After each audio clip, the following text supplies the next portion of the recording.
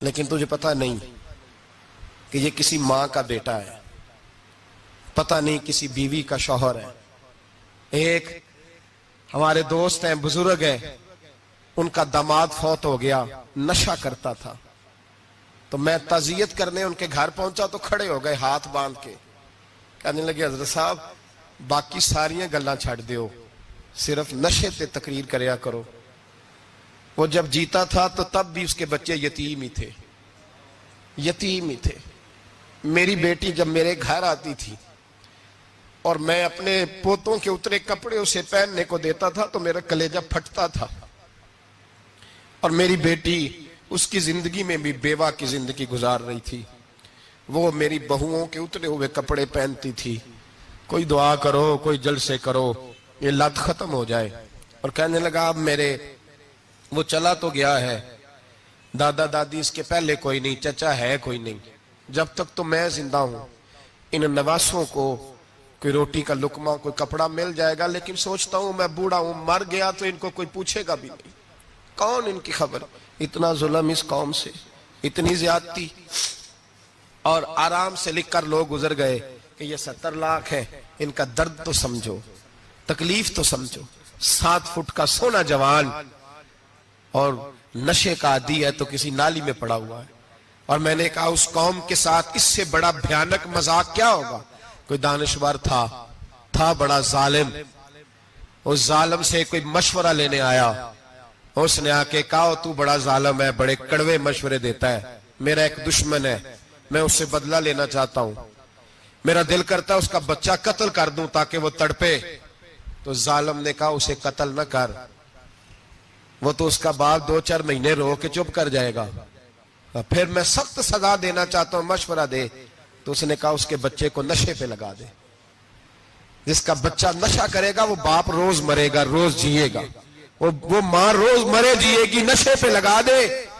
اس قوم کے ساتھ سب سے بڑا ظلم یہ ہوا کہ ملت کا جوان نشے پہ لگ گیا، ڈرگز پہ لگ گیا، اتنے تباہ حالات ہوئے کہ جوان چڑھتی جوانیاں، اماں نے کتاب دے کے بھیجا تھا، اور کالج سے واپس آئے تو نشے کے ٹیکے ہاتھوں میں پکڑے ہوئے، ٹیکے۔ اور آپ کے اس ملک کے اسلام آباد میں ایک دن میڈیا نے وہ خبر بھی وائرل کی اور وہ چیز بھی دکھائی لوگوں کو، 3 مہینے کا بچہ لے کے نشئی سڑک پہ آ گیا، اس نے کہا میرا نشہ ختم ہو گیا، میرا بچہ خرید لو، 2 پڑیاں دے دو۔ تو وہاں بیبیاں جو سن رہی تھیں وہ بھی چیخے مار کے رو رہی تھی۔ یہ ظلم کیا اس قوم کے ساتھ، اور کرپشن کی لعنت نے اجازت دی سپلائی کرنے والوں کو کہ گلی گلی بھیجے، گلی گلی۔ انہوں نے کچھ تھوڑا ظلم نہیں کیا ان حکمرانوں نے، اور ہماری اپوزیشن اس کو نہ صرف اتنا پتا ہے کہ یہ جائیں اور ہم آئیں، اس سے زیادہ کوئی غرض نہیں۔ بھائی کرپشن کے خلاف نکلے ہو تم، نشے کے خلاف کس دن نکلو گے؟ جوئے کے خلاف کس دن؟ قوم تو مر رہی ہے نشے سے، اس کے خلاف میدان میں کب آؤ گے؟ صرف اتنا ہے کہ یہ جائیں اور ہماری باری آئے، اس سے زیادہ کچھ نہیں۔ جتنے مجرم وہ ہیں اتنے ہی تم بنتے جا رہے ہو، اس لیے کہ اصل بات پر نہ وہ آتے ہیں اور نہ اصل بات پر یہ آتے۔ بھائیو، میرے نبی پاک صلی اللہ تعالی علیہ وسلم، اور ایک اور تماشا ہے، یہ میرے پہ اللہ کا یہ احسان رہا، اس لیے نہیں کہ میں پرہیزگار آدمی ہوں، نیک ہوں، اس لیے نہیں، ویسے ہی اللہ بعض اوقات اسباب بناتا ہے، سبب بناتا ہے۔ مجھے نہ شراب کے رنگ کا پتہ ہے، نہ اس کی خوشبو کا پتہ ہے، نہ میں نے کبھی زندگی میں دیکھی ہے، یہ کرم ہے میرے حضرت صاحب کا، میں نے نہیں دیکھی، مجھے نہیں پتا کیسی ہوتی ہے، کچھ باتیں میں نے سنی ہیں۔ ایک محفل میں بیٹھا تھا مجلس میں، تو ایک شخص نے کہا کھانسی نہیں جاتی بچے کی، دوسرا اس کو مشورہ دے رہا ہے، کھانسی نہیں جاتی، بڑی دوائی دیسی بھی فلاں بھی بڑی کھائی، مشورہ دیا اس کو کہ تو اس طرح کر، اس کو نا شراب کے 2-4 چمچے پلاؤ، کہتے ہیں جی اس کو نا یہ پلاؤ تو صحیح ہو جائے گی۔ تو میں نے پلٹ کے اس کی طرف دیکھا، میں نے کہا کوئی عقل کر، کیا مشورہ کرنا؟ مولانا میرا تجربہ ہے۔ میں نے کہا تیرا تجربہ افضل ہے یا رسول اللہ کا فرمان زیادہ افضل ہے؟ تیرا تجربہ افضل ہے۔ حضرت ام سلمہ رضی اللہ تعالیٰ عنہ کہتی ہے میں نے عرض کی یا رسول اللہ صلی اللہ علیہ وسلم، میری بچی بڑی بیمار ہے، تو مجھے کسی نے کہا ہے یہ تھوڑی سی نشے والی چیز ہے، یہ بنا کے تیار کر کے دو، صحیح ہو جائے گی، بیمار ہے بچی تو یہ نشے والی چیز ہے، اس کو تیار کر کے دو، تھوڑا نشہ ہے۔ اگرچہ بعض، میں نے شروع میں کہا، بعض لوگ مریض کو، سخت مریض کو ایسی ادویات جو مجبوری بن جائے اس کی گنجائش اور اجازت دیتے ہیں. محتاط علماء تو اس میں بھی بہت ساری چیزیں پہلے بیان کرتے ہیں، لیکن اس نے کہا جی نرا نشہ دینا ہے شفا کے لیے. تو حضرت ام سلمہ کہتی ہے میرے نبی پاک نے میری طرف دیکھا، میری طرف. تو میں نے کہا یا رسول اللہ آپ کیا فرمانا چاہ رہے ہیں؟ تو نبی پاک نے فرمایا ام سلمہ کبھی ناپاک چیز میں بھی شفا ہوئی ہے، کبھی ناپاک چیز میں بھی، کبھی شراب اور خمر میں بھی شفا ہو سکتی ہے. شفا رب کریم نے رکھی ہے پر شہد کے اندر رکھی ہوئی ہے، شفا اللہ نے رکھی ہے قرآن مجید میں رکھی ہوئی ہے. تو اس میں بھی کبھی یہ حضور نے بیان کیا ہے کہ اس کے اندر شفا ہو سکتی. تو امت کتنی دلیری کرتی ہے جو یہ مشورے دیتی ہے کہ اس کے اندر نشہ ہے، شراب ہے، تو کھانسی چلی جائے گی تو فلانی بیماری چلی جائے گی.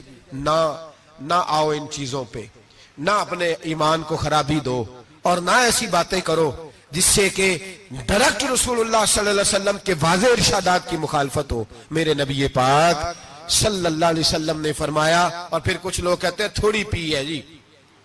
اب تو میں تجزیے میں پڑھ رہا تھا کہ ایسی شراب ایجاد ہو گئی ہے، لوگ شراب پیتے ہیں اور وہ مست بھی رہتے ہیں، کار بھی چلاتے رہتے ہیں. کہتے ہیں جی نہیں ہمارا ذہن معاف نہیں ہوا تو یہ والی صحیح ہے، نشہ نہیں لاتی. میرے نبی پاک صلی اللہ علیہ وسلم نے فرمایا جس چیز کی تھوڑی مقدار، زیادہ مقدار حرام ہے اس چیز کی تھوڑی مقدار بھی حرام ہے. جس کی زیادہ مقدار حرام ہے اس کی تھوڑی بھی. تو خمر اور شراب اگر فل پینا جائز نہیں تو تھوڑی پینا بھی جائز. یہ حرام ہے اور حرام تھی اور قیامت تک حرام ہی رہے گی. میرے نبی پاک صلی اللہ علیہ وسلم نے منع کیا اور حضور نے اظہار ناپسندیدگی فرمایا. فرمایا 40 دن تو عبادت ہی قبول نہیں ہوتی شراب پینے والے جب تک سچی توبہ نہ کرے. ایک دن صحابہ بیٹھے تھے سارے، حضرت ابو بکر صدیق بھی تھے، فاروق اعظم بھی تھے، عثمان غنی بھی تھے، ڈھیر ساری تعداد تھی صحابہ کی، سارے تشریف فرما تھے. حضرت عبداللہ ابن عمر رضی اللہ تعالیٰ عنہ حدیث کے راوی ہیں اور مستدرک للحاکم کے اندر، ابن حبان کے اندر یہ روایت موجود ہے.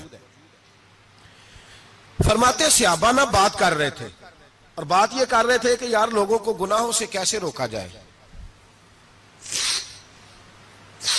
لوگوں کو گناہوں سے گفتگو. صحابہ یہ کر رہے تھے. عبداللہ ابن عمر کہتے ہیں بیٹھے تھے اور یہ گفتگو کر رہے تھے کہ گناہوں سے پلاننگ جی ہوتی تھی. ان کی جو محفلیں ہوتی تھی نا بیٹھ کے، وہ خوش گپیاں نہیں ہوتی تھی بلکہ وہ تبلیغ کی، جد و جہد کی، لوگوں کو برائی سے منع کرنے کے لیے بیٹھتے تھے، اس پر منصوبہ بندی کرتے تھے، پلان کرتے تھے، آگے ترتیب دیتے تھے.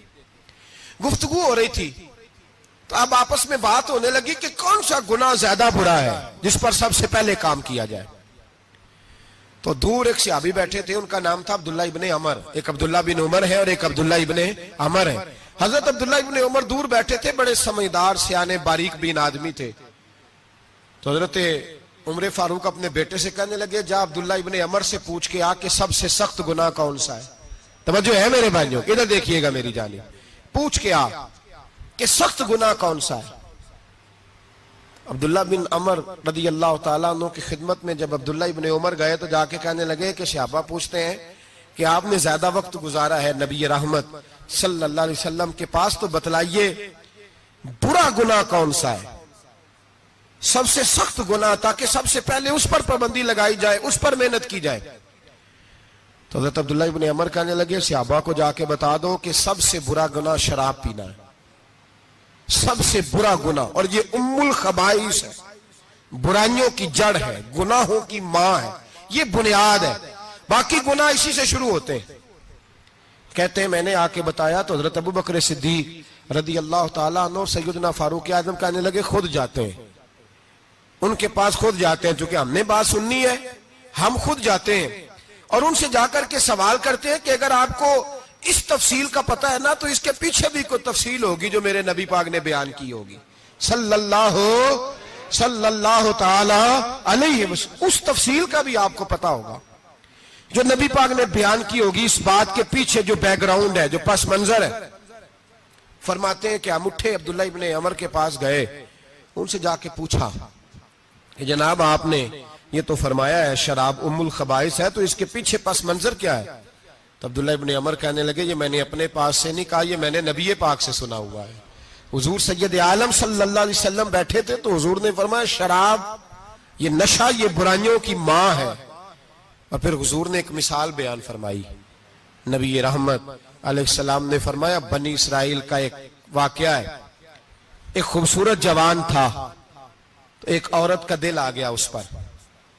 یہ یاد رکھ لیں, ہم لڑکوں کو منع کرتے رہتے ہیں لیکن ہمیں گھر کی بچیوں پر بھی توجہ دینی ہوگی, ہمیں ان کے فون پر بھی نگرانی کرنی ہوگی, ہمیں وہاں بھی غور کرنا ہوگا. اس لیے کہ اگر کوئی بچی گنجائش نہ دے تو میرا خیال ہے کہ لڑکا جرت کرنے کی طاقت نہیں رکھتا. تو وہاں بھی ان کی اماں سے کہے کہ پابندی لگائے, بچی کسی کا موبائل لے کر کے کہیں اس کو استعمال تو نہیں کر رہی, اس پودے پر بھی توجہ دے, درخت بننے سے پہلے اس کی بھی نگرانی کریں, یہ بھی بڑا ضروری کام ہے. عورت کا دل آ گیا تو نبی پاک علیہ الصلوۃ والسلام فرماتے اس نے کوئی بہانہ لگایا, کسی کو کہا کہ اس نوجوان کو بلا کے لاؤ, اس کو کہو کہ ہم نے کوئی گواہی لینی ہے تجھ سے. وہ نوجوان آیا, ایک کمرے میں داخل ہوا تو اگلے کمرے میں لے گئے, وہاں داخل ہوا تو اس سے اگلے کمرے میں لے گئی, وہ داخل ہوا تو اسی طرح 7 مکفل کمروں میں لے گئی. میرے کریم رسول میرے محبوب پاک علیہ السلام فرماتے ہیں, صحابہ کو سمجھا رہے ہیں میٹھے لب و لہجے میں, فرماتے ہیں جب سب سے پچھلے کمرے میں لے گئی تو ایک لڑکا بندھا ہوا تھا وہاں رسیوں سے, شراب کا پیالہ پڑا ہوا تھا. اور بی بی کہنے لگی کوئی گواہی شواہی نہیں لینی, تجھے اس لیے بلایا ہے کہ تیرے اوپر دل آ گیا ہے, اب میرے ساتھ منہ کالا کر.